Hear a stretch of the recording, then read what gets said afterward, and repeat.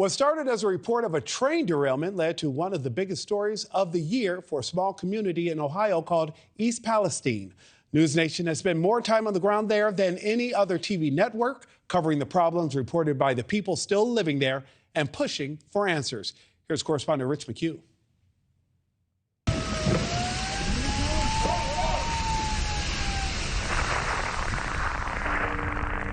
A Norfolk Southern train derails in East Palestine, Ohio, carrying toxic chemicals, among them vinyl chloride, a known carcinogen. I heard a noise, and then all of a sudden there was a hell of a fire. Some 1,500 residents told to evacuate. It was much higher than 100-foot tall trees on the back of my property. Fearing an explosion, officials decide to vent and burn 5 tank cars, releasing 116,000 gallons of toxic vinyl chloride into the air. It looks like a volcanic eruption.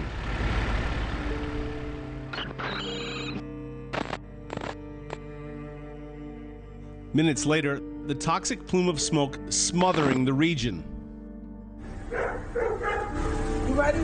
I'm ready. Let's get out of here. We basically nuked the town with chemicals so we could get a railroad open. But 3 days later, the EPA said it had not detected contaminants at, quote, levels of concern, and gave the all clear for residents to return. With the full support and backing of Governor DeWine, I am happy to announce that the evacuation order is now lifted. Immediately, residents complained of rashes and sickness. I undressed to get into the shower, and I had a rash all over the side of my face, on both sides, and all over my chest. There are absolutely still kids with nosebleeds, adults with nosebleeds, chemical burns. Tensions are high. The ugly divide between the authorities and those asking tough questions exposed when NewsNation's Evan Lambert arrested while doing his job. Go now, or you can go to jail. I'm going to listen. I don't care. You're going to walk out the door. I'm going to listen. You're going to walk out the door. Touch. Mine out, sir. You're going to walk out the door. Or you're going to jail. Do not touch. Sir, can we talk outside, please? Your studio. Okay. I have eight kids. We have 26 grandkids. So if any of them lived here, I would tell them, drink the water. Politicians swooped into town. President Biden, however, did not. Are there any plans for President Biden to visit East Palestine? I don't have anything to share on a planned visit for the president to Ohio. A discovery in the creeks undercuts all the PR and messaging. So we're here at Leslie Run. It's a couple miles outside of town. I'd heard people were doing this. I had to see for myself.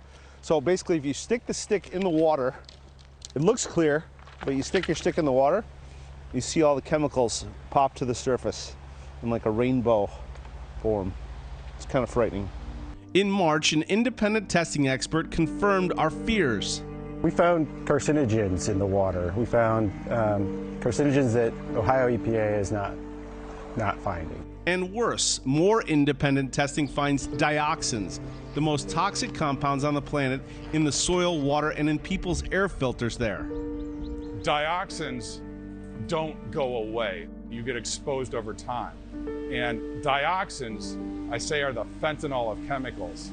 By May, frustration has grown. Do I think I'll ever be post February 3rd again? Never. Thank you, Norfolk Southern. How many people here feel that they've experienced symptoms or sickness related to the train derailment and the controlled burn? Wow, that's like every hand. The EPA has not tested my house, my soil, nothing. Residents angry with an EPA and an administration they feel is ignoring the facts and ignoring them. We are screaming out for help. What does somebody have to do before we get help? These are our lives. These are our children's lives. We pressed for answers. Why do you think people are getting sick here? I don't know the answer to that. It's not a stretch to say that the vinyl chloride that was in those tankers might have ended up in their systems. Oh, there's a potential they were exposed. I'm not saying that. I'm saying right now we don't see an exposure pathway. And we continued to listen and to report.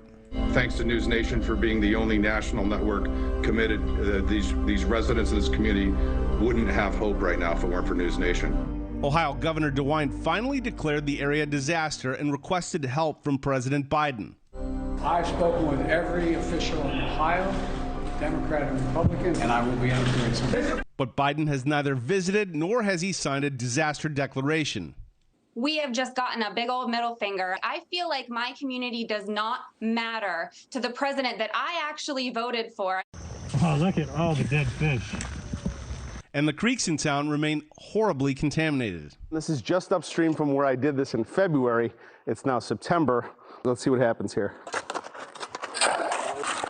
Yikes. It just keeps coming. It's like that picture, that painting, Van Gogh, what was it? Scary Starry Night?